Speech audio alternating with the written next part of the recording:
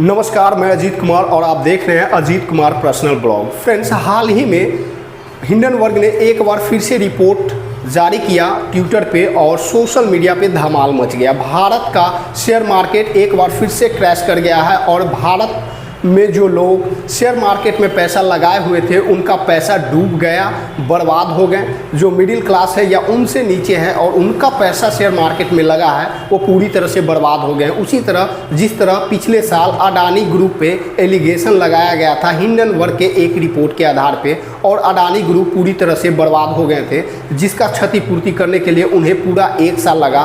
फिर भी वो पोजीशन उन्होंने 1 साल में हासिल नहीं कर पाया जो 1 साल पहले उनका हुआ करता था। जब हिंडनबर्ग का एलिगेशन अडानी ग्रुप पे लगा था तब अडानी दुनिया का तीसरे बड़े रईस हुआ करते थे, लेकिन जब से उसका रिपोर्ट आया तब से लेकर आज तक पूरा 1 साल बीत चुका है। उन्होंने उतना पैसा का रिकवर तो कर लिया लेकिन वो पोजीशन हासिल नहीं कर पाया और ये अडानी का पोजीशन हासिल भी नहीं हुआ। इतने में हिंडनबर्ग का दूसरा रिपोर्ट आ गया। हाल ही में हिंडनबर्ग ने अपने एक्स अकाउंट पे एक स्लोगन बोला था कि समथिंग बिग सून इंडिया, यानी कि कुछ बड़ा होने वाला है इंडिया में। और तब से ही भारत के सोशल मीडिया पे अफरा तफरी मचने लगा कि उन्होंने अगले दिन 10 अगस्त को एक रिपोर्ट जारी किया और वो रिपोर्ट भारत के सेबी के खिलाफ था। इसके खिलाफ रिपोर्ट आया है, लेकिन इस रिपोर्ट को इस बार भाजपा के राष्ट्रीय प्रवक्ता CR केशवन ने आड़े हाथ ले लिया। इस बार उन्होंने एक ज़बरदस्त रिपोर्ट उसके खिलाफ तैयार किया जिससे हिंडनबर्ग का भी हालत ख़राब है।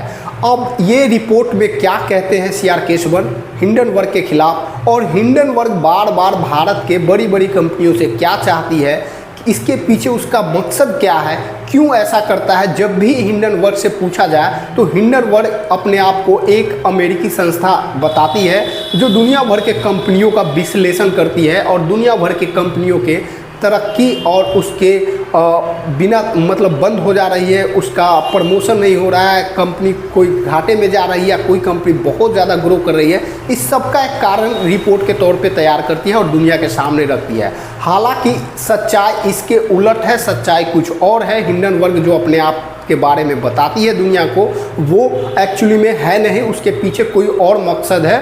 लेकिन इस बार CR केशवन ने, जो भाजपा के राष्ट्रीय प्रवक्ता हैं, उन्होंने आड़े हाथ लिया और इनके खिलाफ एक रिपोर्ट भी तैयार कर दिया। इन सभी चीज़ों पर बारीकी से और विस्तार से डिस्कस करेंगे। इससे पहले एक छोटा सा हम्बल रिक्वेस्ट है आपसे, चैनल पे पहली बार आए हैं तो चैनल को सब्सक्राइब करके बेल आइकन को जरूर प्रेस कर देना ताकि इसी तरह के आने वाले नए वीडियो का नोटिफिकेशन आपको सबसे पहले मिल जाए। तो चलिए आज का टॉपिक शुरू करें। हाल ही में हिंडनबर्ग के रिपोर्ट को आड़े हाथ लेते हुए भाजपा के राष्ट्रीय प्रवक्ता CR केशवन ने कहा कि हिंडनबर्ग का रिपोर्ट बिना किसी अविश्वसनीयता के जारी किया गया रिपोर्ट है।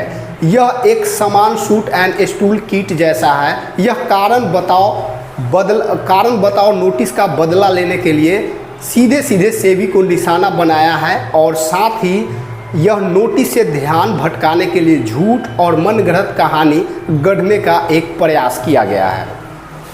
अब आपके मन में एक सवाल आएगा कि कारण बताओ नोटिस का क्या मतलब है। तो फ्रेंड्स, मैं इसको आपको थोड़ा 1 साल पहले लेके चलता हूँ। 2023 में इसी समय में हिंडनबर्ग का एक रिपोर्ट आया था जिसमें अडानी ग्रुप पर एलिगेशन लगाया था, जिससे अडानी ग्रुप को बड़ा क्षति हुआ था और इसी के कारण अडानी ग्रुप पर सेबी का पूरा विस्तार जांच भी चला था, जिसमें अडानी ग्रुप को क्लीन चिट मिला। इतना ही नहीं, भारत के विपक्षी दल और उस वक्त कुछ लोगों की वजह से सुप्रीम कोर्ट में मांग भी किया गया था कि अडानी ग्रुप पर CIT की जांच हो, लेकिन सुप्रीम कोर्ट ने खारिज कर दिया था और साथ ही में सेबी को ये हिंट्स भी दिया था कि जितना जल्दी हो सके मतलब खारिज करते हुए उन्होंने सेबी द्वारा जो जांच किया गया था अडानी ग्रुप या उसके कंपनी पर, उसको उन्होंने भरोसा जताए हुए कहा कि ये जब जांच हो चुका है तो इस पे SIT की टीम जांच करने के लिए भेजने के लिए कोई ज़रूरत नहीं है। साथ ही उन्होंने सेबी को ये भी कहा था कि आप हिंडनबर्ग के रिपोर्ट या उसके कार्यकाल को छानबीन करें और उस पर एक रिपोर्ट तैयार करें और सुप्रीम कोर्ट में पेश करें। इसीलिए जो सुप्रीम कोर्ट पिछले साल सेबी को ये हुक्म दिया था कि आप हिंडनबर्ग को जांच करो, जांच पड़ताल करके बताओ कि आखिर ये क्या चाहता है, क्यों ऐसा उल्टी सीधी रिपोर्ट तैयार करता है, तो उसी को एक नोटिस इस बार जुलाई में दिया गया सेबी की तरफ से, भारतीय सेबी की तरफ से एक नोटिस हिंडनबर्ग को दिया गया था वो पिछले वाले केस के लिए कि आप इसका जवाब दो। तो हिंडनबर्ग ने जवाब नहीं दिया, लेकिन जवाब देने के बदले में एक प्रॉपर रिपोर्ट तैयार कर दिया सेबी के खिलाफ, जिसमें उसने एलिगेशन लगाया कि सेबी का प्रमुख जो सेबी का प्रमुख है वो महिला है भारत में, वो और उनके पति उसी कंपनी में पैसा इन्वेस्ट किया है जिस कंपनी में पिछले साल अडानी ग्रुप ने पैसा इन्वेस्ट किया था। अब समझ में आई, वही इल्ज़ाम इस पे भी लगा है जिससे अडानी ग्रुप को फ़ायदा होता है और इस तरह से अडानी ग्रुप दिन प्रतिदिन आगे बढ़ता है। तो ये एलिगेशन सेबी द्वारा जारी किए गए नोटिस का बदला लेने के लिए हिंडनबर्ग ने इस बार सेबी को टारगेट कर दिया।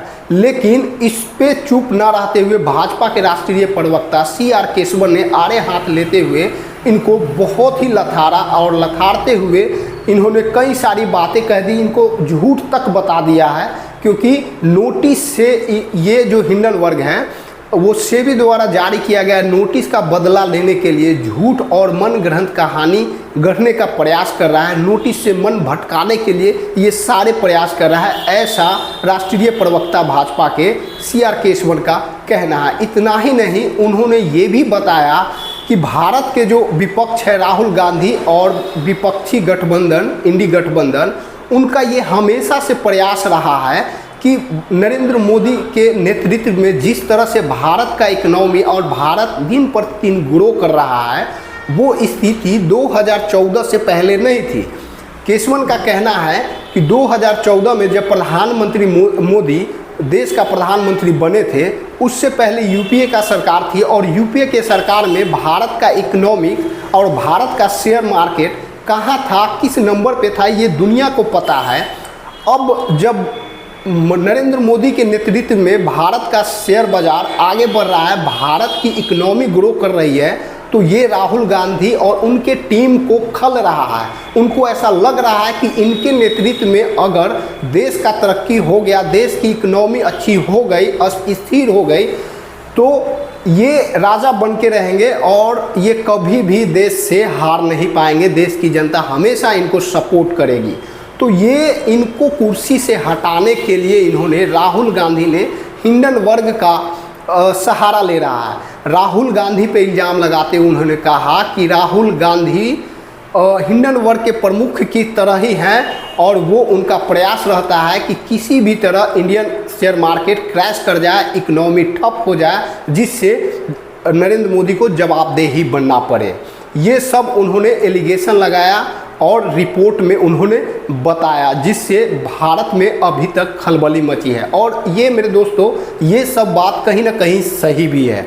देश के प्रधानमंत्री को कुर्सी से उतार के खुद प्रधानमंत्री बनने के लालच में देश का विपक्षी और राहुल गांधी न जाने क्या क्या गलती कर रहा है। कभी देश का शिकायत दूसरे देश के राष्ट्राध्यक्षों से मिलके करते हैं, कभी कुछ हरकत कर जाते हैं। तो इस बार हिंडनबर्ग के साथ मिलके और वो उनका प्रयास है कि किसी भी तरह जो भारत के प्रधानमंत्री का नारा है कि हम 5वीं इकोनॉमी बन गए हैं और आने वाला दिन में बहुत जल्द हम तीसरी इकोनॉमी बनेंगे, वो तीसरी इकोनॉमी ना बनने दिया जाए। अगर वो कह के तीसरी इकोनॉमी प्रधानमंत्री बना लिए भारत का, तो आने वाला समय भाजपा का ही होगा। इसलिए राहुल गांधी और उसके टीम का पूरा प्रयास है कि ये तीसरी इकोनॉमी की तरफ देश को ना ले जा पाए। ये मैं नहीं, ये भाजपा के राष्ट्रीय प्रवक्ता CR केशवन का कथन है। अब थोड़ा सा हम आपको बताते हैं कि आखिर में हिंडनबर्ग ऐसा क्यों करता है।